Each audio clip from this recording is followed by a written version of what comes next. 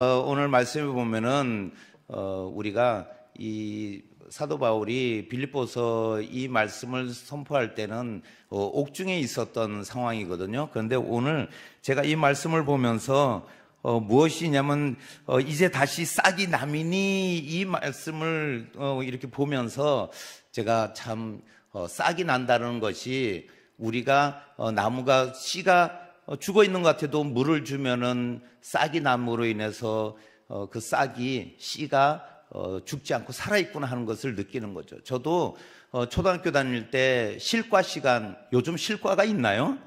예전에 실과라는 그 시간이 있었는데 피마자 씨를 심으면은 이제 각 반에 이제 뭐 학생들이 많으니까 한 70명 가까이 되니까 그 자기 이제 그 요만한 땅 거기에다가 이제 그 피마자 씨를 심고 물을 주면은 거기서 싹이 나고 그런 수업 시간에 그렇게 했던 것이 기억이 납니다. 이게 무슨 씨인 줄 아세요? 예, 우리 하영수 목사 말로는 콩씨래요.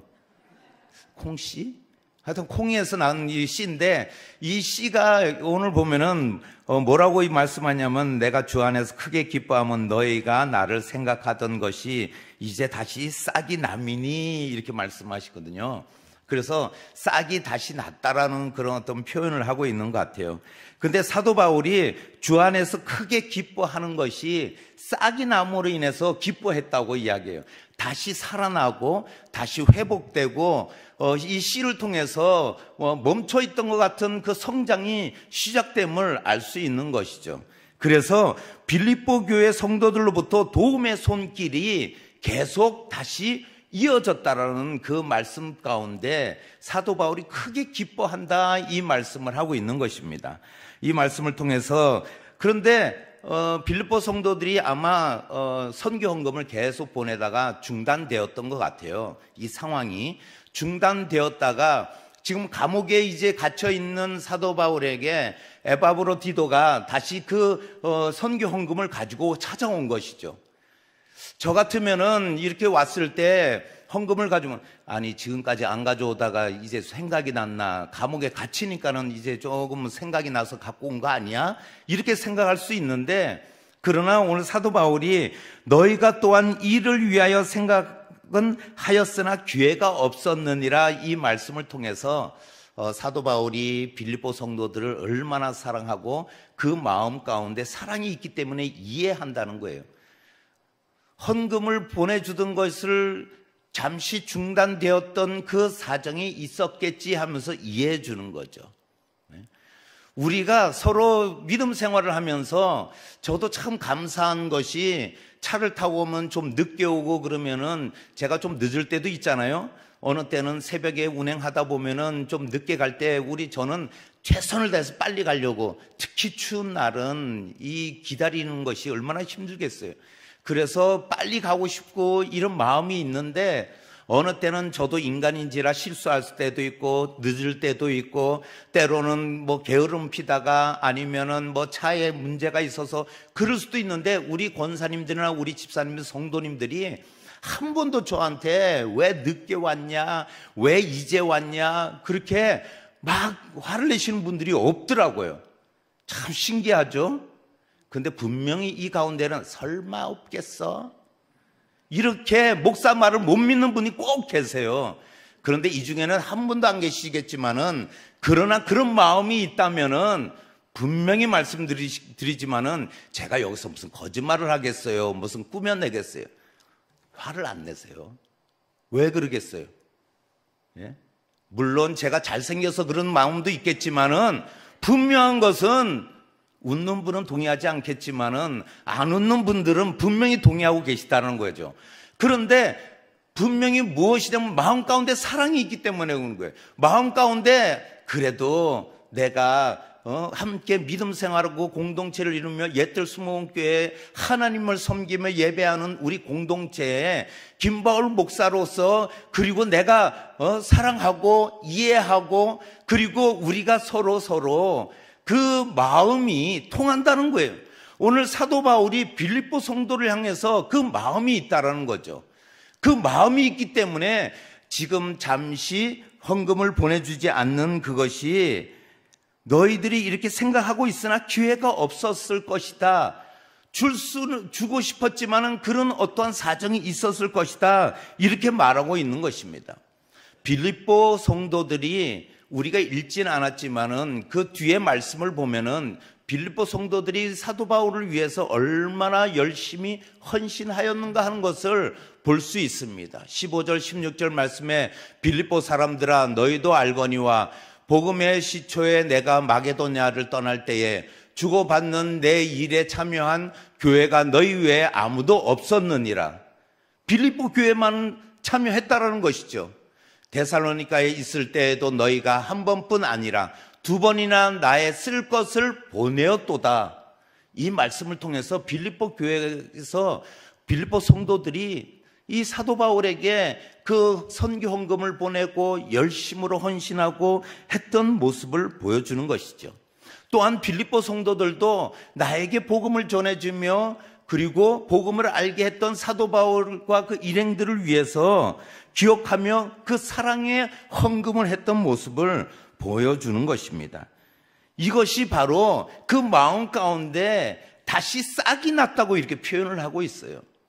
우리도 싹을 보면서 참 그 싹을 이렇게 틔우는 걸 보면은 저도 그 초등학교 때 그 실과 시간에 이 싹이 나기 시작하면은 신기해요.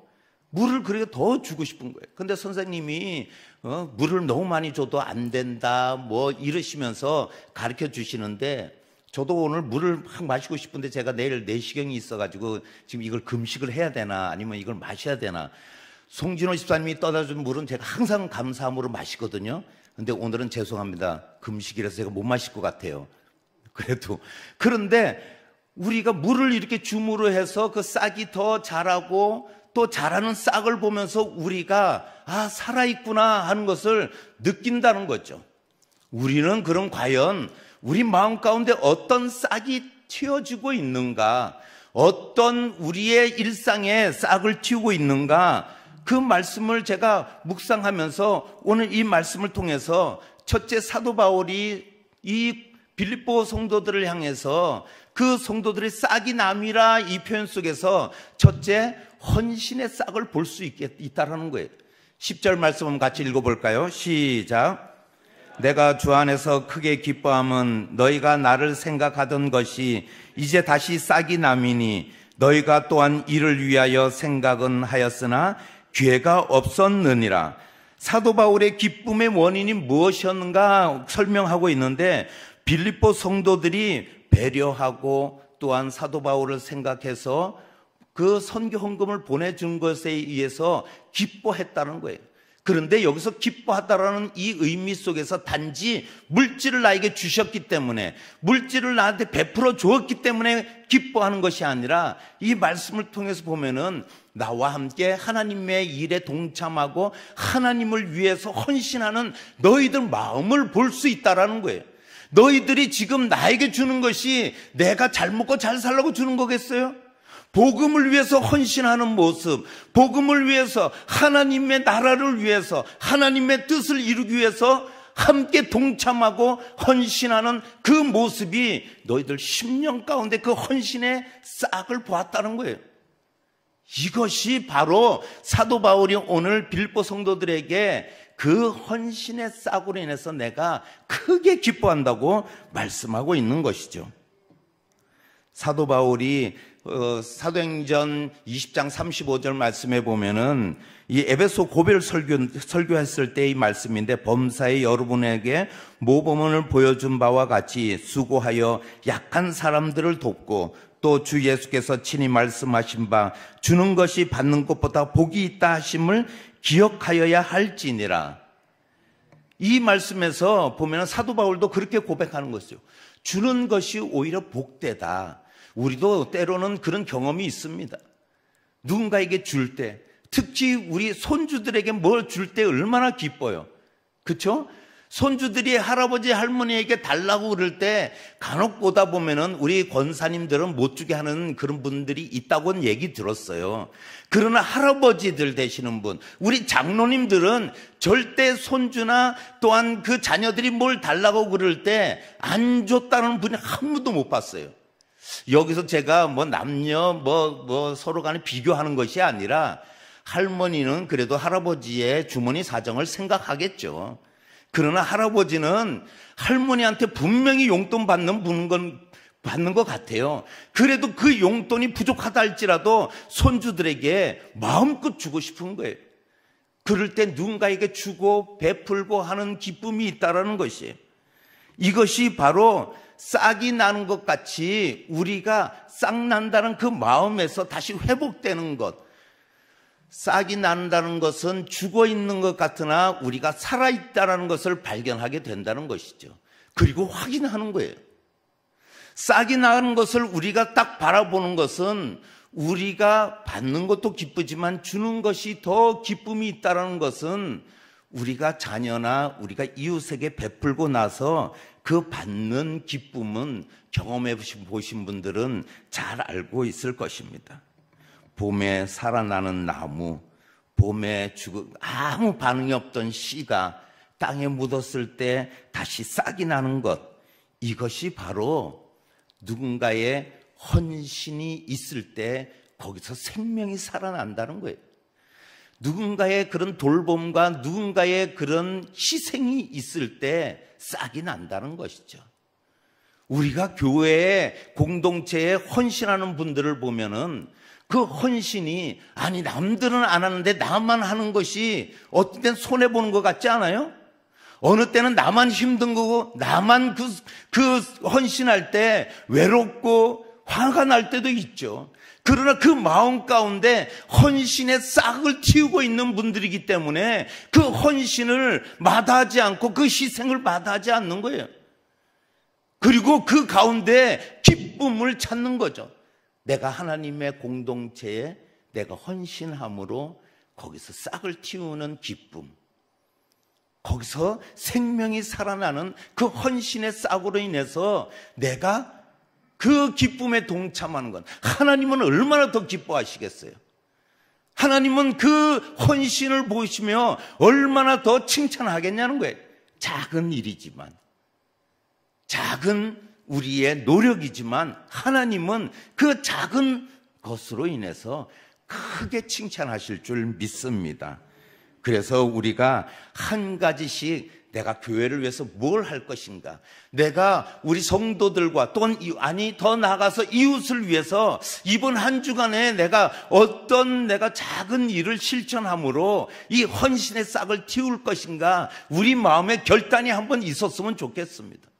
우리 마음 가운데 그래 내가 한번 누구 이웃을 위해서, 아니면은 아파트 복도를 지날 때 쓰레기가 떨어져 있다면 내가 그 쓰레기를 주움으로 인해서 다른 사람의 노력이 아니라 내가 조금의 노력으로 인해서 깨끗한 우리의 아파트의 골목길과 그리고 우리 주변에 내가 작은 헌신을 통해서 내 이웃이 편안함을 얻는다면은 그것이 얼마나 이웃에게 기쁨을 주고 헌신하는 것이겠냐는 것이죠. 다시 싹이 남은 위를 향한 우리가 솟아오르고 그리고 위를 향하다라는 그런 전치사를 사용하고 있어요. 이 싹이 난다는 이 표현 속에서 우리가 곰곰이 원어적으로 보면은 이것이 바로 하늘을 향해서 그것을 내가 올려드리고 내가 하늘을 향해 바라보고 이런 동사와 그 전치사를 사용하고 있다라는 거예요. 이 말씀을 보면은 이것이 바로 하나님께 드려지는 거예요. 싹이 난다는 이 표현 속에서 헌신을 통해서 이런 은혜가 충만하시기를 간절히 소망합니다. 두 번째는 무엇이냐면은 감사의 싹이라는 거예요. 11절 말씀에 보면은 내가 궁핍함으로 말하는 것이 아니니라 어떠한 형편에든지 나는 자족하기를 배웠노니 이렇게 말씀하고 있습니다. 궁핍함으로 말하는 것이 아니라고 말하고 있습니다. 사도 바울 우리가 상황 보면은 선교 헌금이 당연히 필요하고 지금 감옥에 갇혀 있고 그리고 선교를 위해서는 아마 뭔가 물질도 필요하고 그리고 지금 상황 가운데는 뭔가 풍족하지 못한 모습을 우리는 상상할 수 있는데 사도 바울은 뭐라고 이야기하냐면 궁핍함으로 내가 말하는 것이 아니라고 이야기하고 있어요. 내가 크게 기뻐하는 것이 궁핍한 것에서 에바브로 디도로 인해서 그 헌금을 받았기 때문에 내가 크게 기뻐하고 있는 것이 아니다라고 말씀하고 있는 것이죠. 궁핍한 상태에 도움을 받았기 때문이 아니라 어떠한 형편에도 자족하기를 배웠다고 말씀하고 있는 것입니다. 어떠한 형편에도. 경제적인 궁핍은 사실 큰 문제가 아니라는 말씀입니다.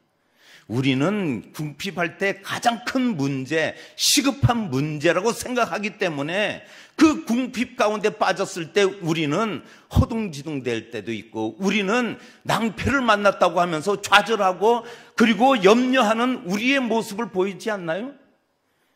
이것이 바로 자족하지 못하는 우리의 모습이라는 겁니다. 자족은 어떠한 형편에든지 어떠한 환경 속에서든지 넉넉하지 못하고 충분하지 못하는 그런 상황 가운데서도 내 마음 가운데 감사가 있다면은 자족할 수 있는 마음 자세가 되어 있다라는 거예요. 우리가 감사의 싹이 나 있지 않고 감사의 씨앗이 말라 비틀어져 싹이 나다가 우리가 불평하고 원망할 때 그 싹은 말라 비틀어진다는 거예요. 왜 싹이 노래지면은 뭐라고 우리가 보통 표현하죠? 네, 싹수가 노랗다고 그렇게 말씀하잖아요. 싹수가 노랗다는 건 무슨 의미예요? 글렀다라는 얘기 아니겠어요? 저도 예전에는 싹수가 노랗다는 얘기 많이 들었어요. 왜 그러겠어요? 목사 아들 맞나? 이렇게. 그런데 대부분 사람들이 그러더라고요. 친구들도 그러더라고요. 넌 싹수가 글렀다 이런 얘기하거나 아니면 싹수가 노랗게 말라 비틀어졌다고 이렇게 표현하더라고요. 그런데 우리가 이 감사의 싹이 무럭무럭 잘 자라고 감사의 싹을 틔운다는 것은 자족의 비결이 있고 그것을 자족하는 것을 배우고 경험한 사람은 감사의 싹을 틔운다라는 것이죠. 감사하지 못할 때 우리 입술에 노랗게 우리 싹이 변해가는 감사의 싹이 말라 비틀어진다는 것입니다. 세 가지의 감사가 있다고 합니다. 그 세 가지의 감사가 무엇이냐면은 만일의 감사, 이것은 만일 이 조건을 들어주면 감사하겠습니다 하면서 조건부 감사입니다. 그리고 두 번째로는 때문에 감사 이렇게 말하고 있습니다. 그 옆에 영어도 있는데 제가 찾아봐서 써놨는데 발음이 틀릴까 봐 지금 그걸 못하겠어요. 혹시. 그래서 일단은 때문에 감사, 좋은 일 때문에 감사하고 안 좋은 일 있을 때는 원망하고 불평하고 그리고 어떤 조건이 있을 때 감사하고. 저도 그랬어요. 하나님께 물질 주십시오. 이렇게 기도하면서 물질 주시면 11조 하겠습니다. 물질 주시면 감사헌금 하겠습니다. 물질 주시면 선교헌금 하겠습니다. 제가 그렇게 했어요. 이것이 바로 어떤 것 때문에 감사하는 거예요. 그런데 제일 중요한 것은 그럼에도 불구하고 감사하라는 거예요. 이것은 환경과 조건에 상관없이 모든 것이 합력하여 선을 이루시는 하나님께 그 섭리 안에 있는 감사를 내가 표현하겠다는 거예요. 이것이 참된 감사라는 거예요. 이 감사를 할 수 있는 것이 바로 우리는 범사에 감사합니다 하는 그렇게 고백하는 우리의 고백이 되어야 된다는 것이죠. 막상 고난 가운데 있으면은 감사가 쉽지 않습니다. 어려운 가운데 처해 있거나 우리가 힘들 때는 감사가 잘 안 나와요. 아니, 기도조차도 안 나올 때 많습니다. 그러나 하나님은 자족하기를 가르치기 위하여 때로는 공급을 멈춘다라는 거예요. 왜 이스라엘 백성들이 광야에서 훈련받았겠어요? 불평하고 불만이 있고 노예 근성으로 애굽에서 생활했던 그 생활의 습성을 버리게 하시기 위해서 우리가 믿음 생활을 내가 주시면 잘하겠습니다가 아니라 잘할 때 하나님께서 그 광야 가운데 놓여있다 할지라도 우리는 감사의 싹을 틔우는 그 자족의 비결을 배운다는 거예요. 이 감사의 씨앗을 우리가 틔우지 못한다면 우리는 항상 하나님의 공급을 단절하실 때 우리는 감사의 싹이 말라 비틀어지는지도 모르고 우리는 불평하기 바빠요. 원망하고 이스라엘 백성들이 광야에서 다 죽을 수밖에 없는 상황까지 우리는 그렇게 가는 이스라엘 백성과 별다른 것 없는 우리의 삶이 된다는 것이죠. 욥기 1장 21절 말씀에 보면 이르되 내가 모태에서 알몸으로 나왔은즉 또한 알몸이 그리로 돌아가올지라 주신 이도 여호와시오 거두신 이도 여호와시오니 여호와의 이름이 찬송을 받으실지니이다 하고, 욥도 주신 이도 하나님이시고 취하는 이도 하나님이시라고 그렇게 고백했던 것처럼 우리가 감사의 싹이 있다면은 그 감사의 싹을 틔우는 우리의 믿음이라면은 분명히 우리 안에 그 감사의 씨앗으로 인해 어떤 형편, 어떤 조건일지라도 우리는 원망하지 않는다는 거죠. 하나님 앞에 엎드리고 하나님 뜻이 어디에 있습니까? 뜻을 구하고 하나님 나에게 이렇게 힘든 시험을 주신 이유가 무엇입니까? 하면서 그 시험 가운데서도 믿음으로 나아가는 그 모습에서 믿음의 용사가 되고 성장하는 줄 믿습니다. 그래서 그 다음 12절 말씀에 믿음의 싹을 이야기한다는 거예요. 12절 말씀을 같이 한번 읽어보겠습니다. 시작. 나는 비천에 처할 줄도 알고 풍부에 처할 줄도 알아. 모든 일에 곧 배부름과 배고픔과 풍부와 궁핍에도 처할 줄 아는 일체의 비결을 배웠노라. 이것을 일체의 비결을 배웠다라고 이야기하는 것은 무엇이냐면은 우리가 이 자족의 비결을 그냥 우리가 아는 것이 아니라 경험을 통해서 또한 우리가 학습을 통해서 배운다는 거예요. 우리가 풍부에도 처하고 궁핍에도 처할 줄 아는 그런 비결도 배워서 한다고 오늘 사도 바울이 고백하고 있는 것이죠. 우리가 보면은 지금은 이제 겨울철이니까는 개구리들이 동면에 들어갑니다. 제가 아무리 찾아보고 봐서 오늘 개구리를 한 마리를 모시고 와서 개구리가 어떻게 우는지를 좀 보여주고 싶었는데 다들 지금 주무시더라고요. 그래서 이 개구리가 동면에 들어갔기 때문에 찾을 수가 없었어. 근데 개구리가 어떻게 울죠? 우리 조금남 권사님 그냥 정확하게 했네요. 개굴 이렇게 울잖아요. 그러면은 올챙이는 어떻게 울까요? 네, 맞습니다. 오골. 그렇게 울어요. 다른 분들은 모르셔서 웃는 거죠? 못 들어보셨군요. 올챙이 우는 것을. 개구리는 개굴, 올챙이는 오골. 조금남 권사님 정확하게 말씀해 주신 거예요. 오골 이렇게 웃는 올챙이가 그런데 왜 개굴 울지 못하는 줄 아세요? 올챙이는 그 올챙이가 개구리가 되고 나서는 올챙이 쪽을 생각을 못하기 때문에 그래요. 그리고 그래서 우리가 이런 속담이 있잖아요. 개구리 올챙이 쪽 생각 못한다고. 그렇죠? 그래서 개구리 올챙이 쪽 생각을 못하는 그 이유는 뭐냐면은 우리가 그 시절을 지나오고 나면은 그때를 잊어버린다라는 거예요. 그때는 우리가 생각하지 않는다라는 거예요. 이것이 무엇이냐면 믿음의 싹이 제대로 틔우지 못한다면은 우리가 믿음의 경험이 없는 사람들은 쉽게 넘어진다는 것이죠.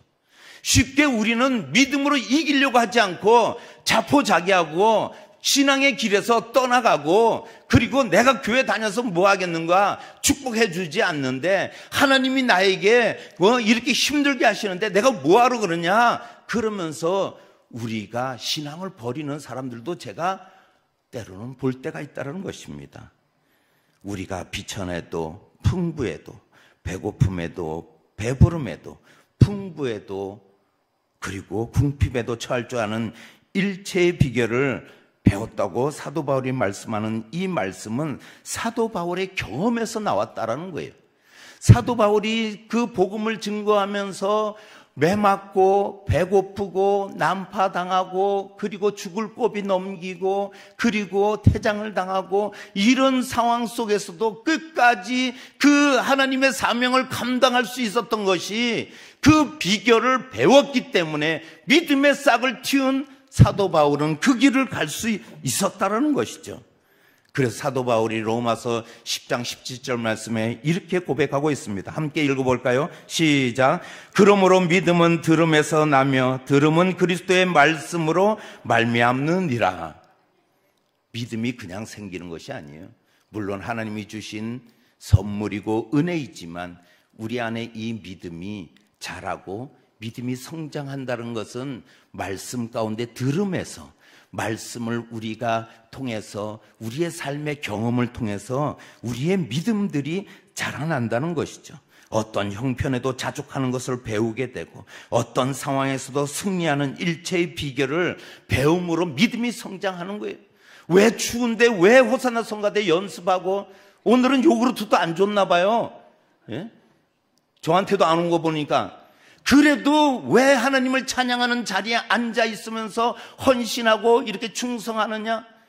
지금까지 믿음의 길을 걸어오면서 그 믿음의 싹을 틔운 우리 권사님들, 집사님들, 우리 장로님들은 그 안에 믿음의 싹이 튀어서 믿음의 나무가 성장하다 보니 그 많은 믿음의 나무의 성장 가운데 새도 와서 깃들고 우리의 자녀들도 깃들고 우리 어머니 아버님이 믿음 가운데 이렇게 우리를 잘 키우고 우리가 이렇게 행복한 가정을 이루었다고 다들 그렇게 믿고 있는 거고 그렇게 보고 배우는 거예요. 이것이 바로 믿음의 씨앗이라는 거예요. 믿음의 싹을 틔운 거예요. 믿음의 싹이 자라서 크게 성장했다는 것이죠. 이런 믿음으로 늘 승리하시는 우리 성도님 되시길 축복드립니다. 마지막으로 능력의 싹을 틔워야 된다고 말씀하고 있습니다. 13절 말씀, 내게 능력 주시는 자 안에서 내가 모든 것을 할 수 있느니라. 이 능력 주시는 자, 이 능력 주시는 분이 누구시냐? 바로 예수 그리스도를 의미하고 있다는 것이죠. 사도 바울은 왜 주님께서 능력을 주셨는가? 이 말씀을 하면서 빌립보서 1장 20절 21절 말씀에 이렇게 고백하고 있는 것이죠. 나의 간절한 기대와 소망을 따라 아무 일에든지 부끄러워하지 아니하고 지금도 전과 같이 온전히 담대하여 살든지 죽든지 내 몸에서 그리스도가 존귀하게 되게 하려 하나니 이는 내게 사는 것이 그리스도니 죽는 것도 유익함이라. 사도 바울이 빌립보서 1장 20절 21절에 이렇게 고백할 수 있는 것이 무엇이냐면 살아도 죽어도 내가 그리스도를 위해서 이렇게 할 수 있다는 이 고백이 바로 사도 바울이 믿음의 고백이며 사도 바울이 이 예수 그리스도가 능력 주셨기 때문에 내가 지금까지 달려갈 수 있습니다. 이 능력으로 할 수 있습니다. 디나미스, 이것을 외치면서 가는 거예요. 이것이 예수 그리스도 안에서 내가 능력 주시는 그분의 힘으로 내가 감당하는 것이 내 힘이 아니다, 이렇게 하는 거죠. 우리가 고난을 우리 힘으로 이기려고 하니까는 안 돼요. 우리가 염려를 그것을 우리 힘으로 떨쳐버리려고 하니까는 안 되기 때문에 우리는 자포자기하고 낙심하게 된다는 것이죠. 결국은 우리 안에 그 능력의 씨앗이 없다라는 거예요. 능력의 씨앗이 싹을 틔우지 못하고 있다는 거예요. 예수 그리스도의 안에 있고 예수 그리스도의 속하에 있다고 확신하고 있다면 우리 안에 그 능력의 싹이 점점 자라고 있다는 거예요. 제가 능력이 있습니까? 제가 힘이 있습니까? 가진 거 있습니까? 제가 무슨 백이 있습니까? 우리 다 그런 이야기 하잖아요. 없어요.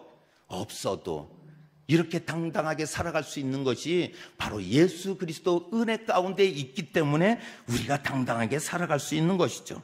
사도 바울이 하나님의 나라와 복음과는 상관없이 자기 유익만을 위해 살아가는 사람이었다면 그는 쉽게 포기했을 것입니다. 복음을 증거하다가 아마 주저앉았을 것입니다. 그래도 예수님의 이름에 관심을 가지고 나는 예수님만 전한다고, 십자가의 복음만 전하겠다고, 그런 고백 속에서 능력이 나타난 줄 믿습니다.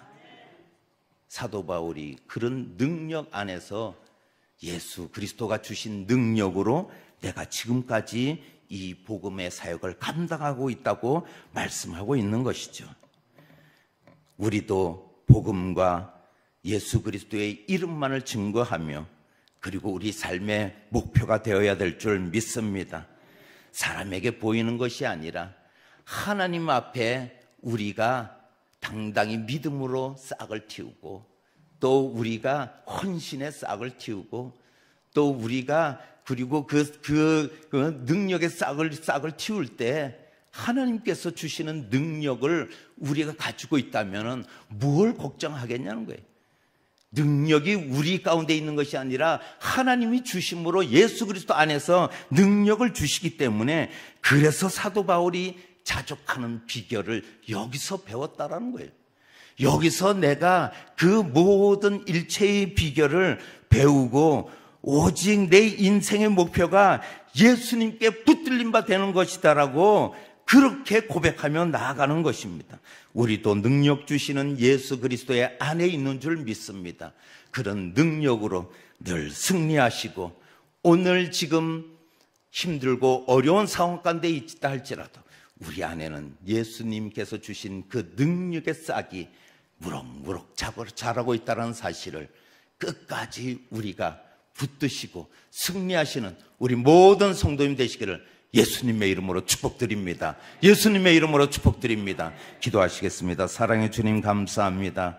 우리 안에 그 싹이 자라고 있다는 사실을 깨닫게 하여 주시고 우리가 분명한 것은 하나님이 주시는 능력으로 이 세상의 어떠한 상황도 그리고 어떠한 조건도 다 이기고 나갈 줄 믿습니다. 아버지 하나님 포기하지 않게 하여 주시고 낙심하지 않게 하여 주시고 하나님이 주시는 은혜 가운데 우리가 거하게 하여 주시옵소서. 그리하여 우리의 삶에 늘 간증이 차고 넘치고 하나님이 하시고 하나님이 나에게 이렇게 행하셨다고 우리의 입술에 찬양과 감사가 넘쳐나게 하여 주시옵소서. 추운 날씨입니다. 감기에 걸리지 않게 하여 주시고 감기에 걸렸다면 하나님께서 회복시켜 주시고 강건함으로 우리가 믿음의 길을 걸어갈 수 있도록 하나님 함께하여 주시옵소서. 감사드리오며